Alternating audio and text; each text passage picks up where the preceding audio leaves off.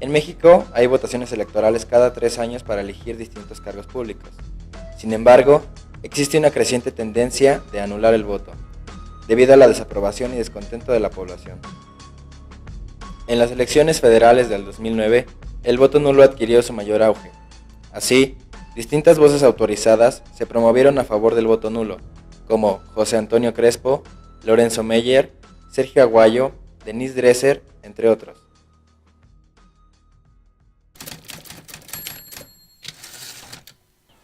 No, bueno, sí, supongo que el voto que no cuenta, ¿no? O algo así.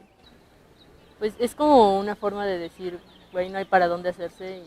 O sea, voto porque es mi responsabilidad, pero no quiero a ninguno de ustedes. Como no dejar el voto en blanco, no dar la posibilidad de que se malinterprete. Supongo que es aquel voto que pues no cuenta o pues que por ejemplo votas y no te lo valen por alguna forma. Cuando tachas todas las casillas, bueno, los cuadritos y ya. Supongo que cuando algún voto está mal o está quizá violado y lo anulan. Es cuando, según yo, vas a votar, pero ahí mismo anulas tu voto. Pues es, no sé, creo que se toma como una forma de protesta hacia el sistema electoral o hacia a las mismas personas que están contendiendo por un puesto público. Según la Ley General de Instituciones y Procedimientos Electorales, el voto debe ser expresado de manera clara y puntual para que sea tomado como válido. Y siendo el INE el órgano a cargo del proceso electoral, es necesario conocer su postura ante el voto nulo. El voto nulo es aquel distinto al voto válido. Es algún voto, pongámoslo en estos términos, que no puede contarse, que no está precisado por quién o para quién fue emitido. De modo que se tiene que hacer a un lado y solo se contabilizan los votos para partidos o coaliciones, para candidatos en todo caso que van en coaliciones.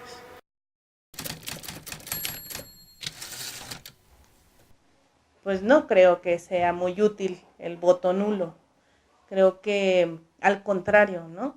En el fondo de ese voto nulo, pues hay un desconocimiento, porque a veces se anula el voto por no me convence ningún candidato, ningún partido, pero desconozco también las propuestas de los partidos. No se vota incluso por el candidato, se tendría que votar y se tendría que considerar a todo el partido, a toda la corriente del partido. Entonces no creo que eso sea útil, ¿no? Porque hay un desconocimiento y hay una ignorancia en el fondo. El hecho de yo presentarme a la urna, el día de la jornada a la urna y anular mi voto, es ya una manera de avalar la contienda. Entonces, si yo anulo el voto, no estoy solucionando ni en lo inmediato ni a futuro. Lo que le diría es que no fuera irresponsable al votar, ¿no? Que finalmente uno tiene que tomar partido. Entonces, si vas a tomar partido, pues primero infórmate que sea un voto responsable, no un voto irresponsable. La situación que vive el país sería una manera de presionar, básicamente. Híjole. Se hace mucho relajo para que supuestamente votes y al final eligen lo que quieren, entonces prefiero anular mi voto para que se vea que no estoy de acuerdo con la forma en que están eligiendo a los gobernadores. Porque es una manera de decirle al gobierno que no estás de acuerdo ni con los candidatos ni en la forma en que están ejerciendo su poder. Pues porque no quiero, bueno, yo no quiero como que usen mi papeleta, ¿no? Para lo que se les antoje. Y sí quiero decirles, no, güey. O sea, sé que tal vez no haya un cambio, ¿no? Que no les importe más bien que sea un voto nulo, pero pues sí quiero decirles, ¿no? Que no confío en ellos, en ninguno, ¿no? No creo para nada. Sí, yo igual. Que pues no, o sea, realmente no importa por quién votes, sobre todo ahorita. Pues vale más un voto nulo que realmente votar por algún candidato. Porque todos los partidos es lo mismo. Ay, pues es un voto entre 1 millón. Uno más para ver qué pasa, ¿no?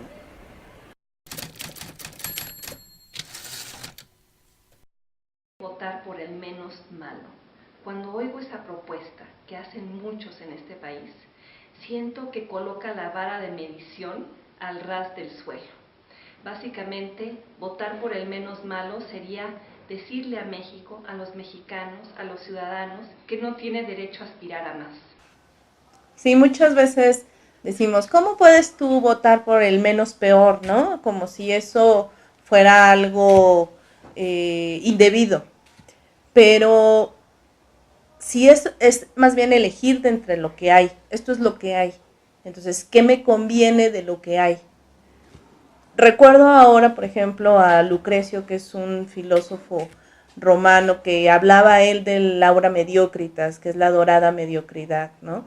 No es como ser mediocre y votar por alguien, aunque no me convenza del todo, sino votar por alguien porque en mi mediocridad tiene que ser limpia, tiene que ser que brille, pues, ¿no? Si esto es lo que hay, elijo de entre lo que hay y dejo como de pelearme con, ¿para qué elegir si de todas formas me va a empachar, ¿no? A veces dicen, eliges al que te robe menos o elegir al que te robe, ¿no? Entonces, no va por ahí, creo que más bien va como a hacer uso de esta dorada mediocridad de la que hablaba Lucrecio.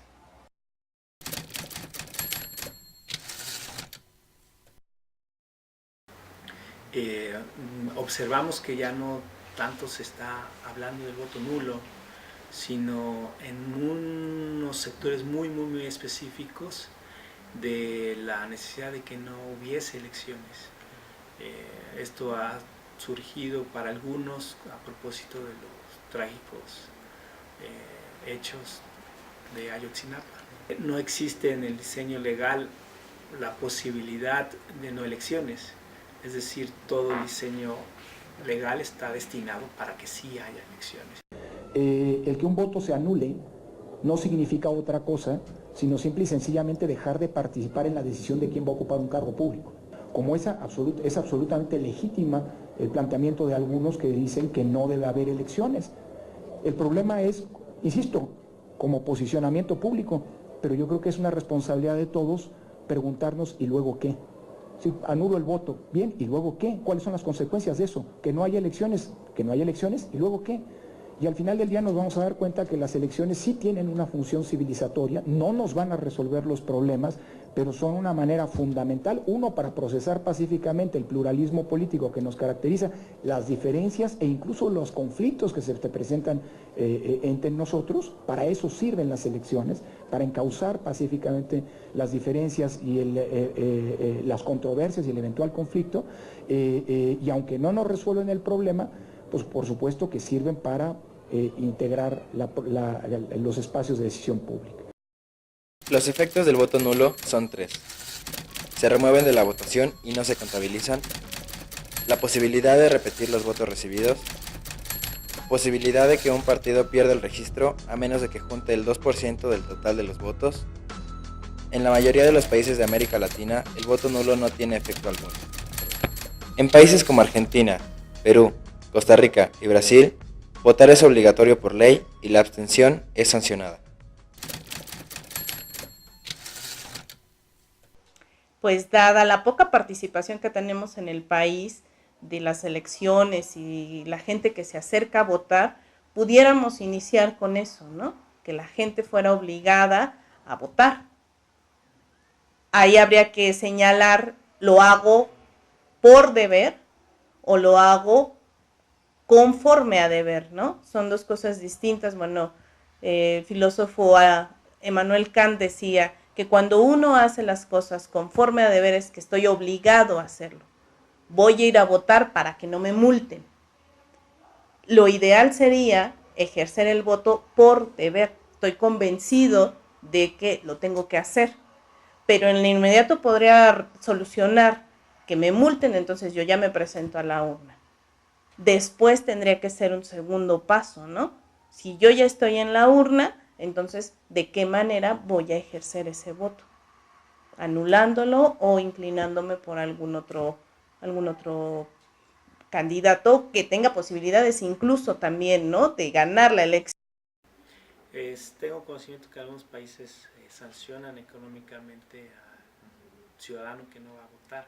Yo no comparto esa postura.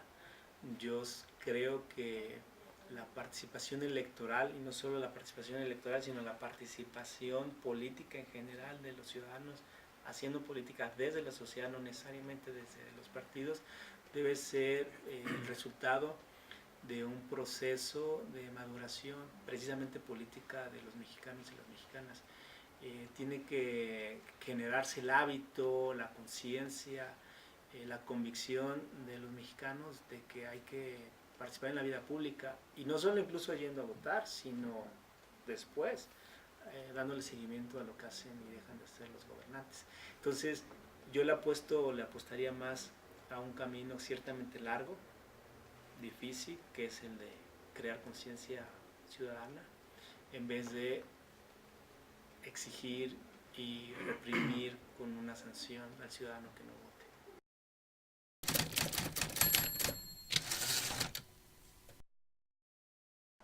El anular un voto es no inclinarte por ninguno de los que se presentan. Pero si tú votas por un candidato independiente, o sea, ¿qué tan útil sería el voto? Creo que no tendría mucho sentido si yo voto por un candidato independiente que tampoco va a tener representatividad, que tampoco va a tener mayoría. Es como irle a un equipo perdedor, ¿no? Entonces nadie le va a un equipo que va a perder. Si yo voto por Chespirito, bueno, pues entonces, ¿qué sentido tiene votar por alguien que ni siquiera, ese voto también es nulo, pues, ¿no? No tendría ningún sentido hacer eso. Conociendo que el voto nulo no tiene ninguna repercusión en el sistema político, ¿valdría la pena reflexionar en las formas de manifestación? Bueno, a ver, el voto nulo es una opción de los ciudadanos. Evidentemente el voto nulo, y nosotros tenemos que insistir en el punto, es un voto que no contribuye a la integración de los órganos representativos. Hay otros países donde el voto nulo sirve, por ejemplo, para determinar un quórum y la validez de una elección. Es decir, el número de votos nulos puede determinar la validez de una elección. En México no es así.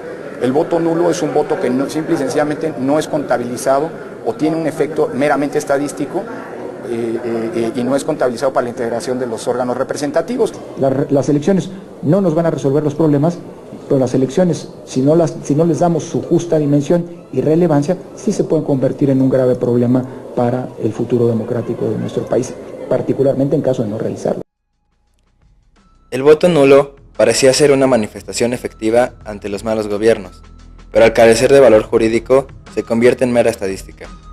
Lograr un cambio tangible depende de una mayor participación ciudadana, pero sobre todo de involucrarse en la vida política. Si todos conocemos las reglas del juego, será posible cambiarlas gradualmente y lograr así mejores elecciones.